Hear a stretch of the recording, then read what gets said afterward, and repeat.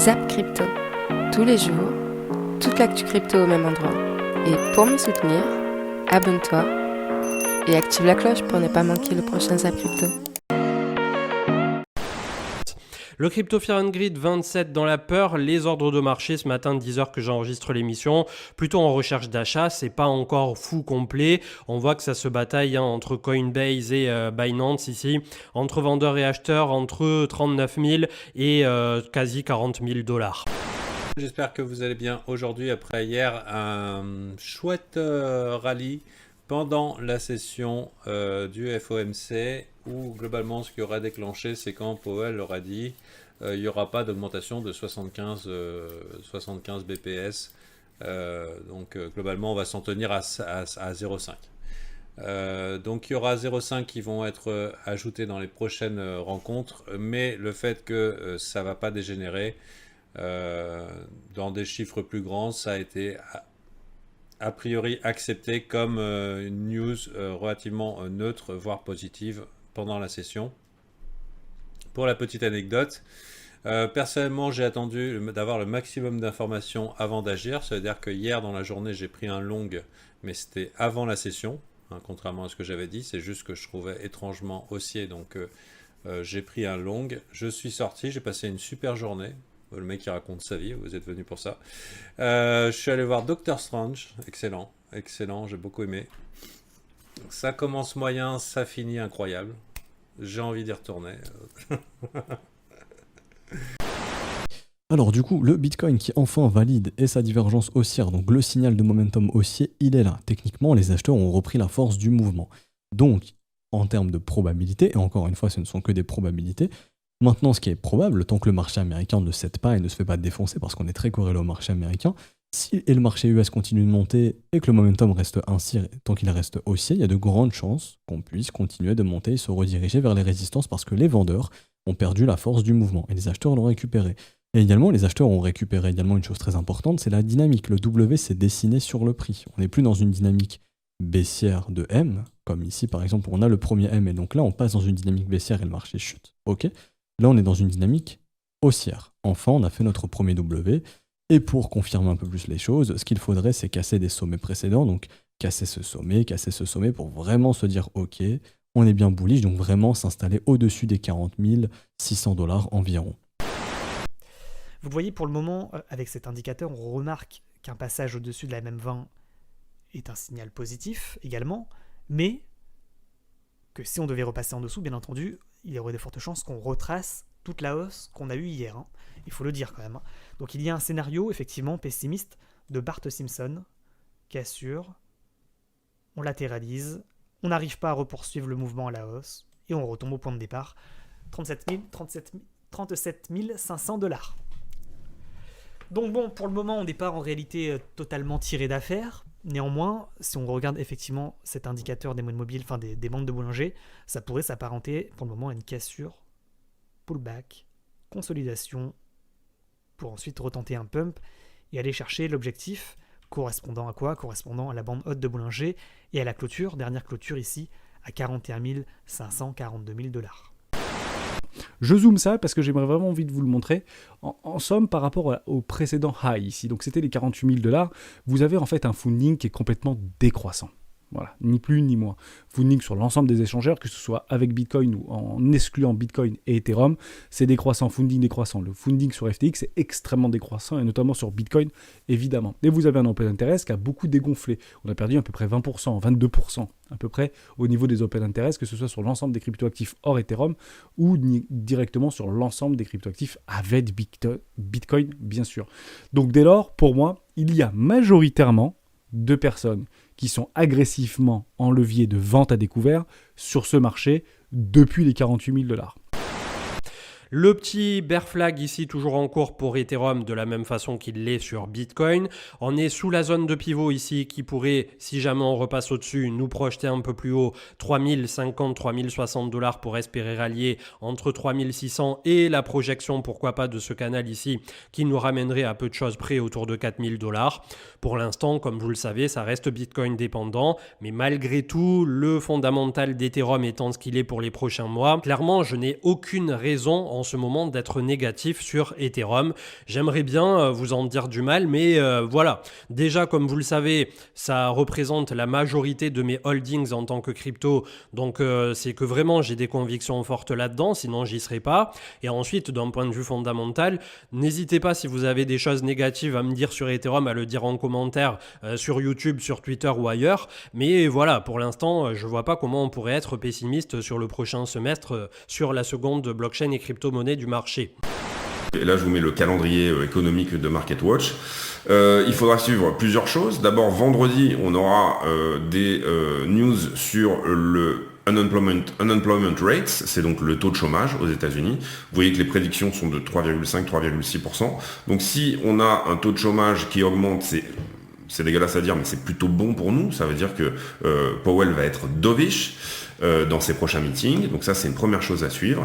Et surtout, très important, le 11 mai, on aura le CPI et le core CPI. Qu'est-ce que le CPI ? Le CPI, c'est tout simplement l'indice des prix à la consommation. Donc on peut voir ça comme l'inflation. Et le core CPI, c'est tout simplement, on enlève tout ce qui est supply en ce moment, c'est-à-dire tout ce qui est autour du blé et du pétrole, le food et energy. Donc voilà, c'est le noyau du CPI, c'est tout le reste.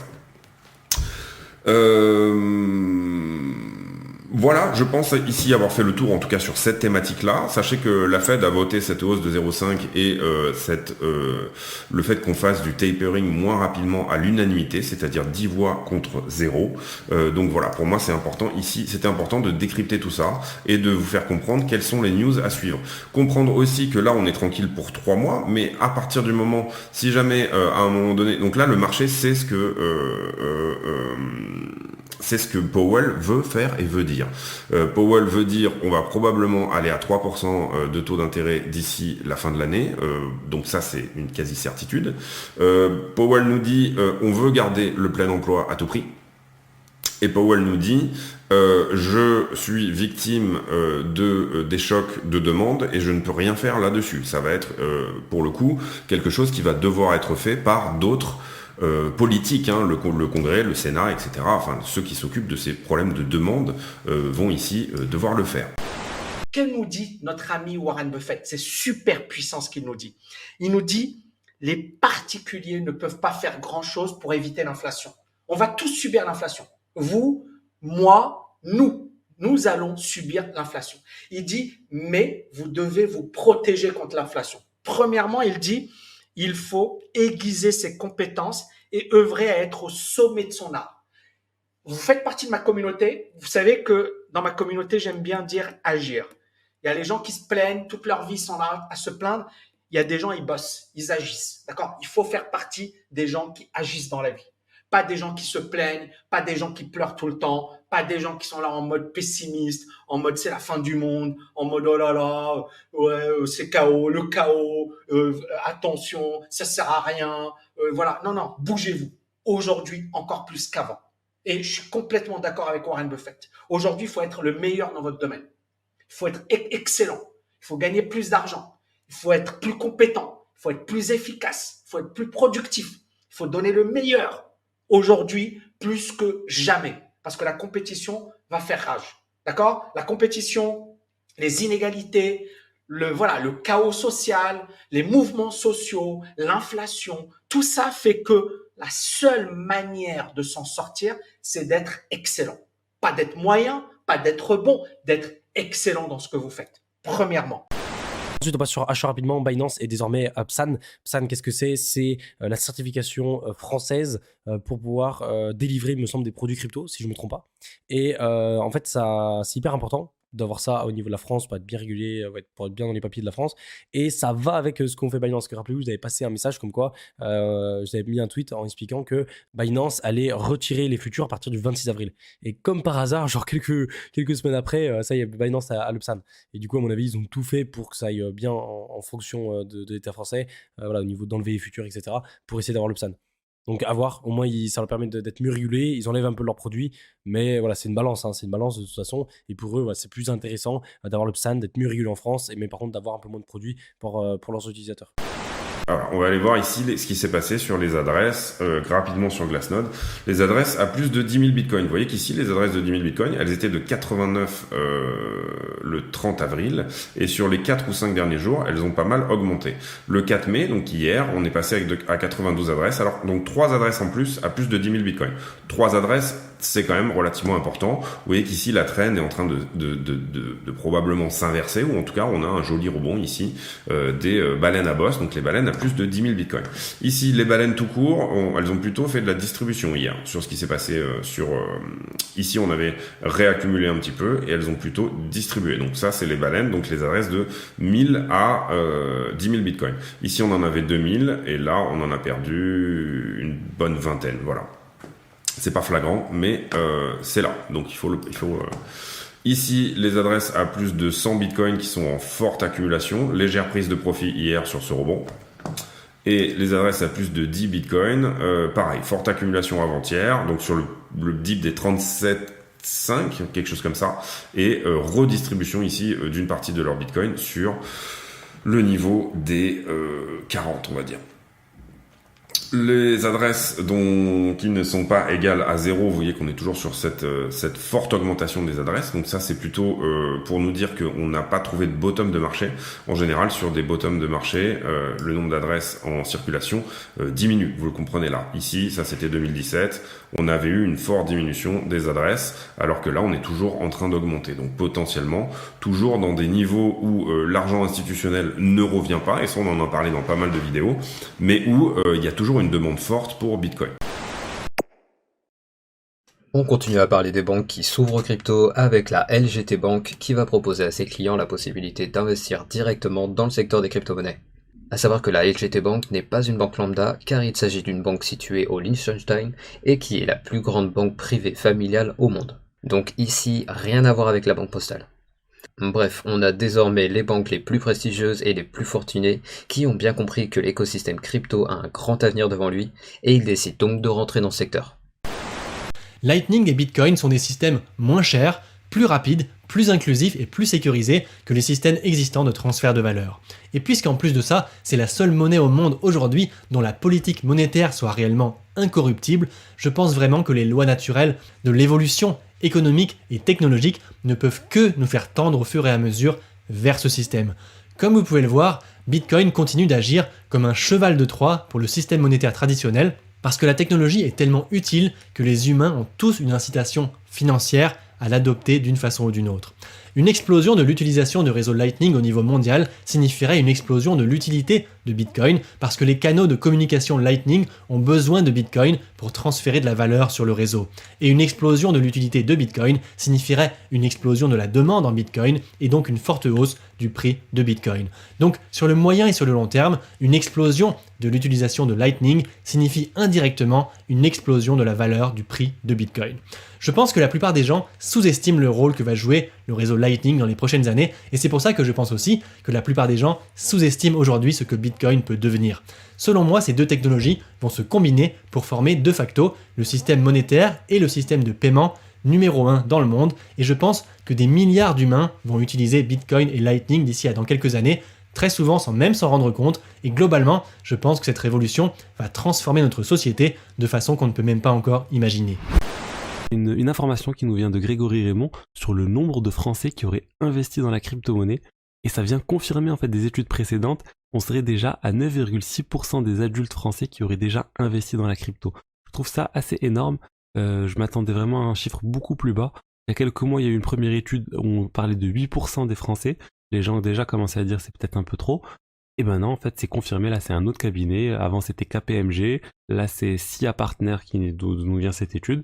Donc voilà, les Français sont vraiment des gros investisseurs en crypto. Quasiment 10% ont déjà investi et 10 autres % seraient aussi ont l'intention de le faire et pensent investir dans les crypto-monnaies. Donc on va doubler bientôt le nombre de personnes qui ont investi dans les crypto-monnaies. À droite, vous avez l'effet de levier qui est sélectionné, donc c'est l'effet de levier sur votre position. Là, c'est vraiment la partie importante. Personnellement, je vous déconseille fortement de dépasser les 25-50 de levier, puisque derrière, ça va largement augmenter vos frais. Vos prix de liquidation vont se rapprocher, et concrètement, si vous débutez, c'est pas le bon move. Donc vraiment, si vous êtes débutant, je pense entre 3 et 15-20, c'est pas mal. Encore, ça dépend de ce que vous risquez sur le trade, de la variation que vous jouez et des actifs que vous avez à côté. Les amis, on avance. Alors, contrat de dépôt, qu'est-ce qu'il faut comprendre et savoir? Actuellement, Ethereum 2.0 contient désormais 10% des Ethers en circulation. Vous le savez, quand on veut prendre ces Ethers et les passer sur le nouveau réseau, Ether 2.0, on va les bloquer. Et ça va naturellement les bloquer et donc diminuer techniquement la supply en circulation. Là, on a passé un cap, puisque depuis le lancement des premiers travaux sur Ether 2.0, la Beacon Chain, il y a plus de 10% de tous les Ethers bloqués. On va avoir le nombre exact, voilà, vous l'avez ici, 34 milliards de dollars d'Ether, c'est assez fou, c'est-à-dire 12 millions de jetons qui sont bloqués. La particularité, c'est qu'on ne pourra pas les récupérer jusqu'à ce qu'il y ait Ether 2.0. Ça devait être en juin, ils ont décalé de 3 mois, donc on s'attend à l'avoir en quoi? Septembre, octobre? Pour l'instant, il y a 10% de tous les Ethers au monde qui sont complètement verrouillés. Alors, ce qu'on pourra guetter, c'est peut-être que quand Ether 2.0 va arriver, certes, il va y avoir une valorisation, parce qu'on l'attendait depuis toujours, si ça marche bien, ça va être un game changer, mais n'oubliez pas aussi que 10% des Ethers, et peut-être 15% d'ici là, qui étaient bloqués jusqu'à présent, se retrouveront débloqués. Et plein de gens l'ont bloqué à l'époque où le réseau est sorti, et à l'époque où l'Ether était beaucoup moins cher. Et les gens vont récupérer leurs Ethers et leurs récompenses, parce que quand ils ont staké, ils ont eu entre 4 à 5% d'intérêt. Faut penser à ça aussi. Bref, voilà, c'est intéressant de savoir que 10% des Ethers en circulation sont bloqués, et donc il y aura peut-être un truc à observer sur la baisse ou la prise de valeur d'Ether lors du lancement d'Ether 2.0. Vitalik Buterin, donc le créateur d'Ethereum, qui veut que les frais de transaction des Layer 2, il veut que ces frais soient inférieurs à 0,05 $.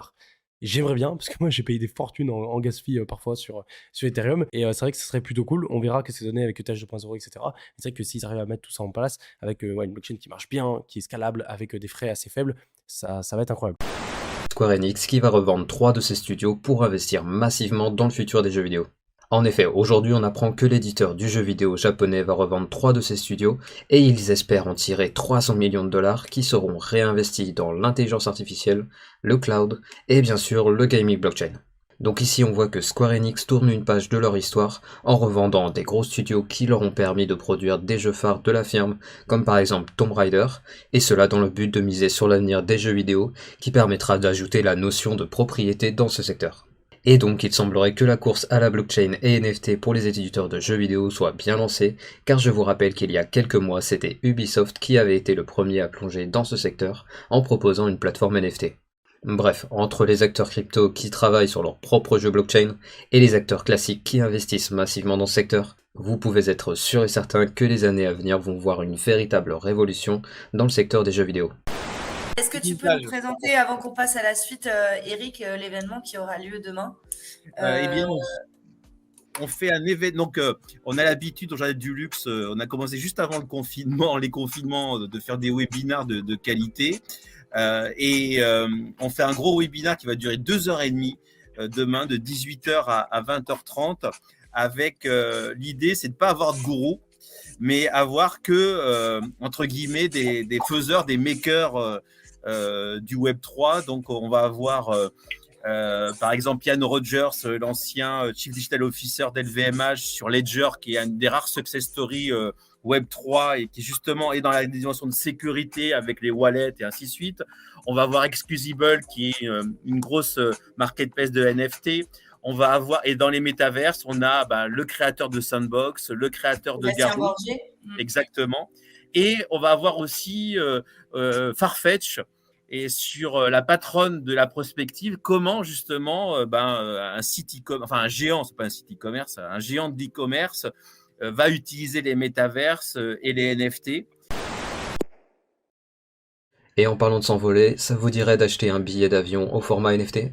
C'est en tout cas ce qu'a proposé la compagnie aérienne Air Europa en Espagne pour des vols à destination de Miami. Et quel est l'intérêt des NFT pour un billet d'avion, me direz-vous ? Eh bien, les NFT ont été produits par Carlos Betancourt, un célèbre artiste, et ils donnent accès à la classe affaires ainsi qu'à de nombreux événements qui ont lieu à Miami. À savoir que seulement 10 NFT ont été mis en vente et ils ont permis la levée de plus d'$1 million, et fort de ce succès, la compagnie aérienne va remettre en vente des NFT le 1er juin et le 2 septembre sur la plateforme Travelex. Bref, alors que les NFT ont déjà révolutionné le monde de l'art et qu'ils commencent à devenir des sortes de cartes de membres dans des sociétés d'investissement, on voit qu'ils deviennent de plus en plus utilisés dans des secteurs qui n'ont rien à voir avec les écosystèmes crypto. Alors, ce zap t'a plu ? Dis-moi en commentaire quelle est l'actu qui t'a le plus intéressé. Et si tu as manqué les actus d'hier, retrouve juste ici le zap crypto de la veille.